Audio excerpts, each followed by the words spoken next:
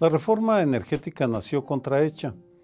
El lunes 11 de agosto, el presidente Enrique Peña Nieto, en un acto muy solemne que convocó a las élites políticas, económicas y sindicales, relató todas las bondades que traerá la reforma energética y, por supuesto, insistió en que va a ser para el bienestar de todos los mexicanos. Sin embargo, ese tono triunfalista contrastó con un hecho. Según la última encuesta de Reforma, el 65% de los mexicanos están en contra de la reforma energética. ¿Por qué esa contradicción? ¿Qué pasará después de que se aprobó la reforma energética? Cuando uno revisa los detalles de la encuesta a la que me refería hace unos segundos, empiezan a aparecer aspectos extraños, porque, según esto, ni siquiera aquellos ciudadanos que simpatizan con el PRI, con el PAN, apoyan la reforma. El 57% de los identificados como priistas están en contra de la reforma y lo mismo pasa con el 61% de los panistas. Otras encuestas, otras investigaciones me permiten asegurar que el rechazo a la reforma energética viene de que se le asocia con la corrupción sistémica que rodea a Petróleos Mexicanos, a la Comisión Federal de Electricidad y al sistema político en general.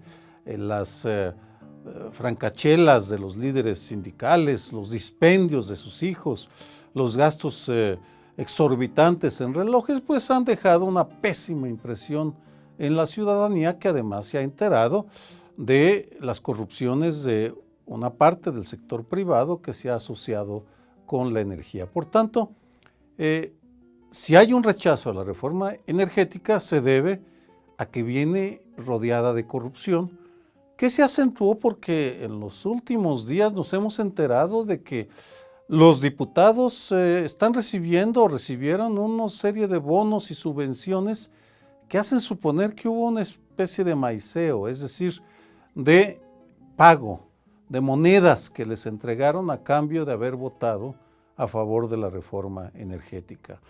En suma, y esto llama la atención, pese a la propaganda gubernamental a favor de la reforma del último año, esta sigue siendo rechazada por la mayoría de los mexicanos. Para recordar un clásico, haiga sido como haiga sido, ya hay reforma energética.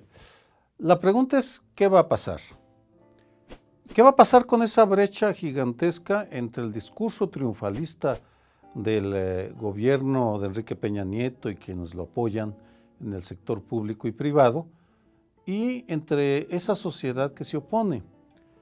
Lo ideal, lo que sería más deseable es que el gobierno federal y sus aliados se lanzaran con todo contra la corrupción asociada a Petróleos Mexicanos y en general a la política mexicana.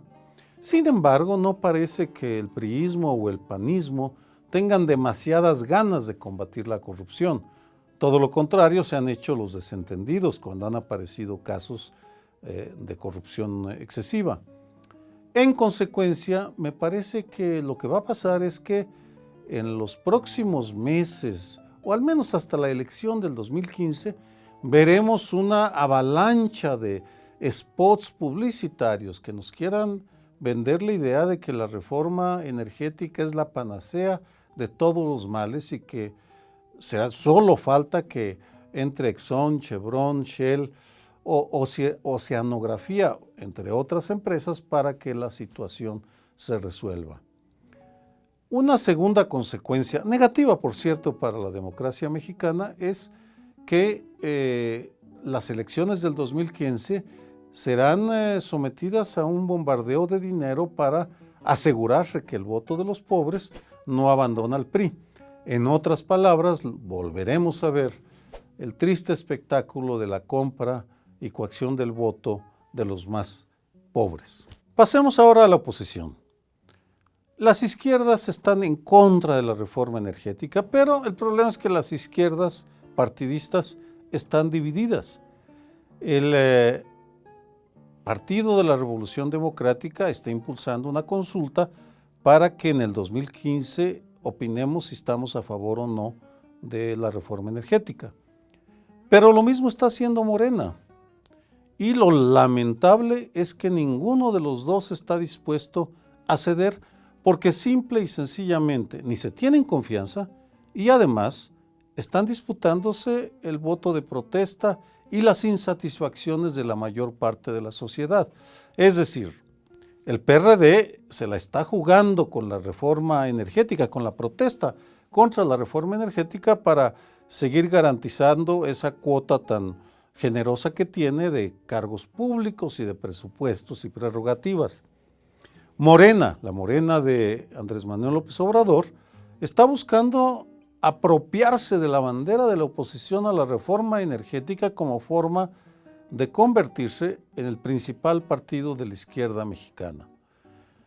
El problema que hay es que si siguen por esas dos vías paralelas, se corre el riesgo de que ayuden a quienes en la Suprema Corte se opondrán a autorizar la realización de la consulta, porque, por cierto, ahora el destino de la consulta, su posible realización, está en manos del Poder Judicial. Tenemos reforma energética, pero el desenlace es incierto, porque, como decía inicialmente, nace atrapada en una contradicción gigantesca. El discurso que nos presenta el gobierno federal no coincide con lo que la mayoría de nosotros pensamos.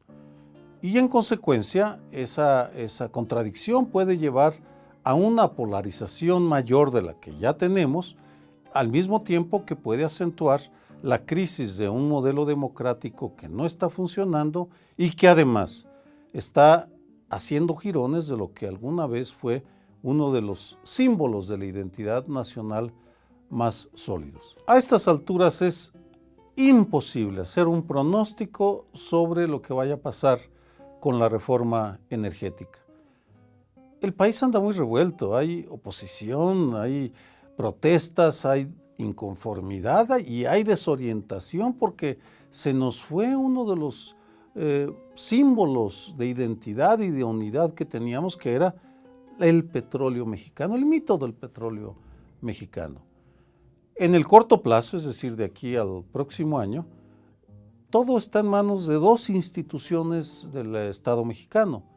En primer lugar, la Suprema Corte de Justicia de la Nación, que deberá resolver sobre esa consulta que ambicionan unas izquierdas divididas, y deberá echar gala de toda su energía para demostrarnos su independencia, su sabiduría jurídica, su sensibilidad política para resolver de una manera que convenza a quienes están confrontados.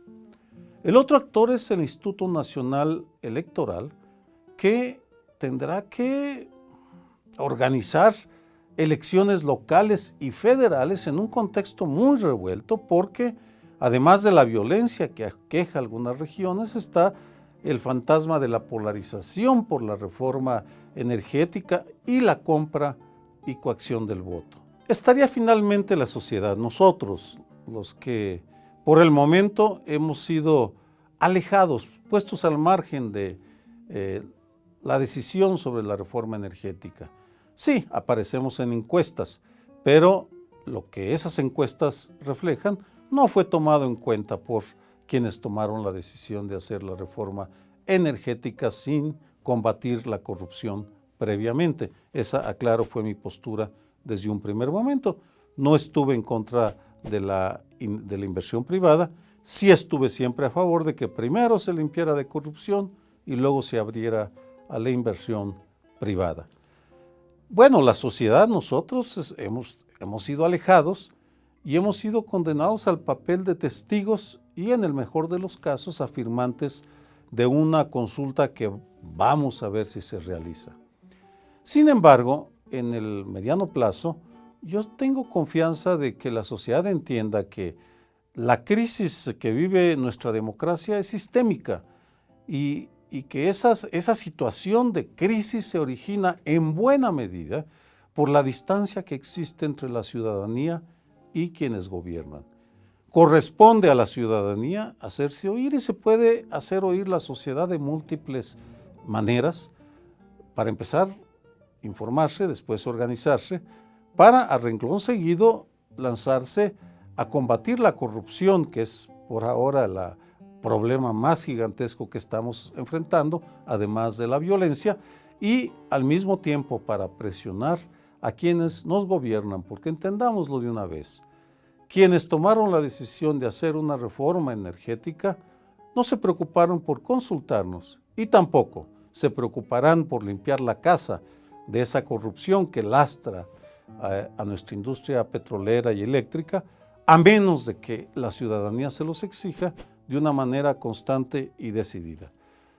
Ese es el reto que nos lanza una reforma energética que nace contrahecha porque la propaganda o el discurso oficial no corresponde con el rechazo que sentimos las 2/3 partes de los mexicanos.